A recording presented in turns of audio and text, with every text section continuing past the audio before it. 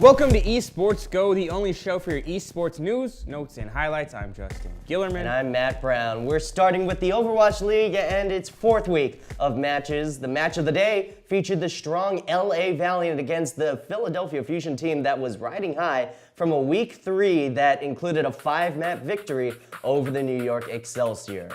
We start on Anubis, where the Valiant are already up 1 map. They start first, and their attack is excellent. It finishes with a great zoning and takedowns from Envy to secure the final point. Now, the Fusion's attack is slower, but they end it with a bang. Shadowburn takes out the blade and slices through the Valiant to secure point B. We head to extra rounds, and the Fusion attack first, and it ends in similar fashion. Shadowburn goes full Dragon Blade and takes out the Valiant to secure the point. Now, the Valiant need to respond, and Agilities does. He shows us that Shadowburn isn't the only one who is great on Genji. Agilities takes out the enemy team, and the Valiant tie it all up again. The Fusion have no time remaining, so the Valiant are attacking again. The Fusion need to prevent the Valiant from earning a single tick to end the game in a draw. The Valiant proved to be too much for the Fusion's defense, and they body their way onto point A. They take map 2 and the next 2 after halftime, ending the day with a 4-0 victory. All right, Justin, this was a lot closer than the 4-0 sweep may suggest. The Fusion were able to time their attacks correctly, but they couldn't string together the kills that they needed. And there were mistimed ultimates that thwarted their best opportunities. Carpe couldn't get going because he didn't have as strong of a supporting cast in this match. Yeah, to me, this looked like a team that gave all they could at the beginning of this game and just ran out of answers and options at the end. The Fusion pushed the Valiant to the limit in those first 2 maps and had to feel a little confident after halftime that they could pick up a map in the next match, put some pressure on the Valiant. However, after starting slow, the Valiant really put the foot on the gas. On map 3, the Fusion put a lot of stopping in soon, but Agilities and Silk Thread took on the challenge to really shine today. The Fusion, they had no answer for those two while focusing on Soon. And I also noticed that the Fusion just kind of ran out of gas at the end, weren't making all really good decisions. So this is a good lesson for a Fusion team moving on in the season. Now, in a battle of 2 teams around the middle of the standings, the Gladiators took on the Florida Mayhem, with both teams looking to gain some traction. Did the Mayhem continue their climb up the table, or did the Gladiators notch their 3rd win of the season? Let's head to the highlights and find out. The Gladiators' defense starts out strong on Eichenwald, with Hydration controlling the skies. Not to be outdone, Tvix take out some Gladiators with the barrage of attacks. He falls, but Logix and the rest of the Mayhem run cleanup to clear out the rest. Hydration is the last man standing on defense. He lays the remaining Mayhem on the payload with the Dragon Blade to stall just enough time for reinforcements. The Gladiators' own push is not as strong as they would like and are forced into overtime early. Sure 4 takes out the stragglers for the Mayhem, and they have 1 more shot to make it. Hydration lands a sick barrage to take out the Mayhem support, securing the win. The Gladiators will go on to finish 3-1 against the Mayhem. Matt, on paper, I was interested to see how this matchup turned out in regards to how both offenses attacked. And for me, the story of the game was the Mayhem offense, or the lack thereof, only getting 1 point on Eichenwald, 0 points on Horizon, and not having any offensive attacks. It just makes that much more easier for the opposing teams. And the Gladiators, to get something done, they really did it. To me, the Mayhem had no sense of urgency, too lackadaisical, and the Gladiators capitalized on that. Well, the Gladiators took care of business to stop their 3-game skid, and this was exactly what they needed. Big Goose and Shaz were aggressive, and the rest of the team were able to follow suit. Now, what's interesting here is where the Gladiators go from here. I actually won't be surprised if they run the table for the rest of Stage 1. I'm looking forward to their next match against the unpredictable Boston Uprising.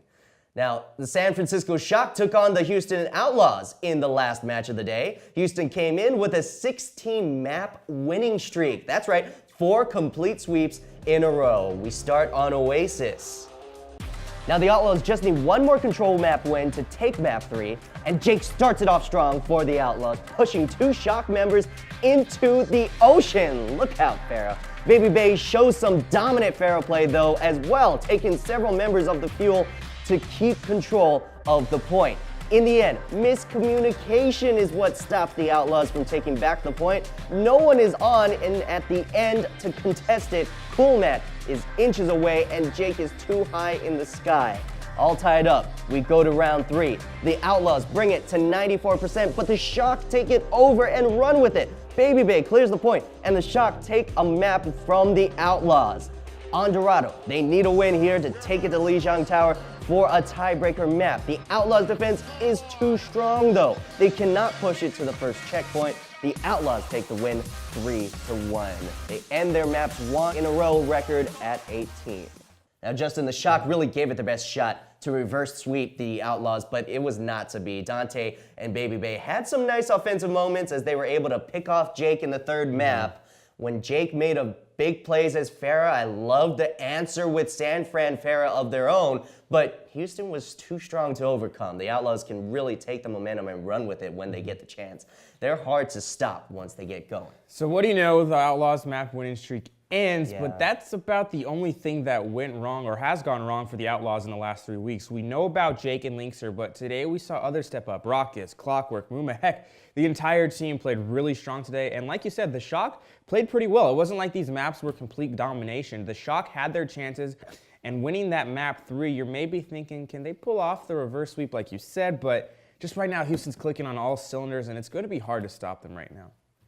Now, like every show, we finish up the highlights with our heroes and zeros. My hero for yesterday has to be Hydration of the LA Gladiators. He had some key moments throughout, but one stuck out in particular on Eichenwald. He stepped up and had an incredible barrage to take out both of the Mayhem supports.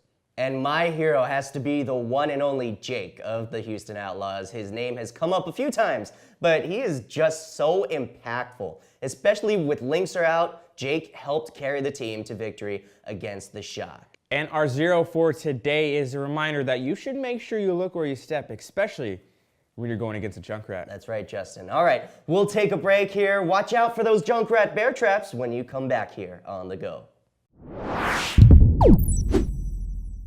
Welcome back to Esports Go. Big news coming out of the CSGO front. 100 Thieves has withdrawn from the 2018 of CSGO and have subsequently released their players, making them free agents.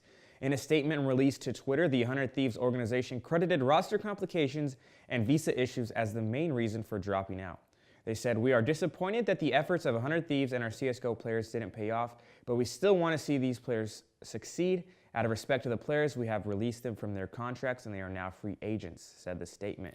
The founder of 100 Thieves, Matthew Hogg, better known as Nadeshot, also sent a tweet out about the news saying, "Lucas, Hen, Bit, and FNX were all great to work with, but there have been too many issues that have popped up over the last few months, and our small but still growing staff doesn't have the resources to give them the support they need right now. I wish them the best of luck."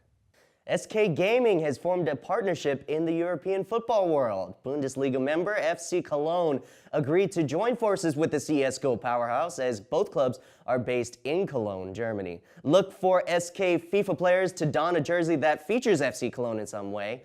As part of the agreement, SK gamers will be able to train in some of the FC Cologne facilities as well as work with some of the trainers and nutritionists on staff.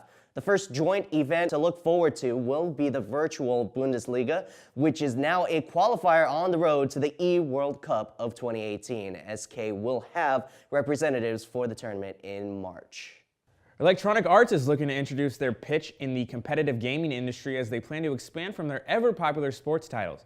Company leaders are looking to use the models that FIFA and Madden have blueprinted and use that as a roadmap for their future endeavors, and where the company plans to launch a competitive gaming series around its popular warfare game, Battlefield 1, said company leaders Tuesday. CEO Andrew Wilson said in an interview, "What you're seeing is our strategy around esports coming to life. We have always believed that it's esports that would drive the engagement in our community and allow us to reach a broader community of players." While answering these questions, company officials also addressed the complaints from the problem-filled Battlefront 2. It was EA's first title to have transaction-based gameplay, and Wilson said the dust-up was a product of a company experimenting during a beta portion of a game and, of course, the loyal gamers. Although there were no specifics, Wilson said the company will still continue to explore ways to monetize its games. Coming up after the break, we'll preview today's Overwatch matches. Stay right here. You're watching The Go. Welcome back, this is Esports Go. Let's take a look at today's Overwatch League matches. First up, it's the Fusion and the Fuel. Now, Dallas has an opportunity to take advantage of a Philly team that's reeling on the second day of a back-to-back. Could this be a signature win for the Fuel and a lost week for the Fusion? Yeah, the Fusion are coming off a brutal 4-0 loss to the Valiant, so now there's more questions than answers. with this Philadelphia team, and now they go up against a Fuel squad that is starting to gain confidence. They have their first couple wins of the season.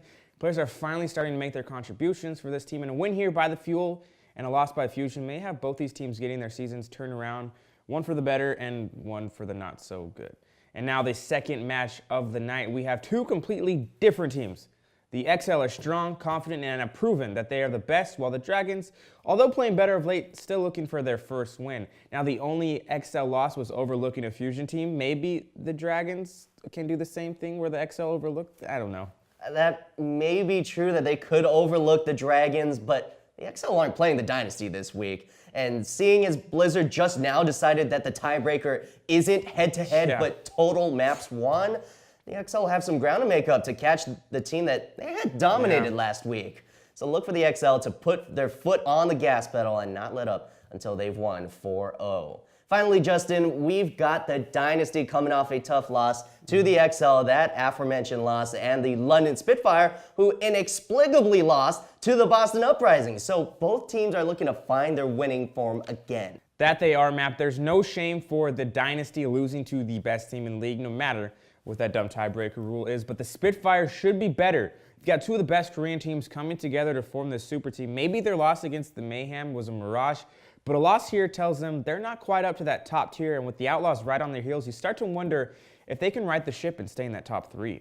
All right, go and enjoy all of the happenings in the esports world today, and while you're at it, visit our website, challengemedia.tv, for more gaming coverage. Also, check us out and follow us on Facebook and Twitter as well. We'll be here all week with your news and highlights. Thanks for watching Esports Go. We'll see you next time.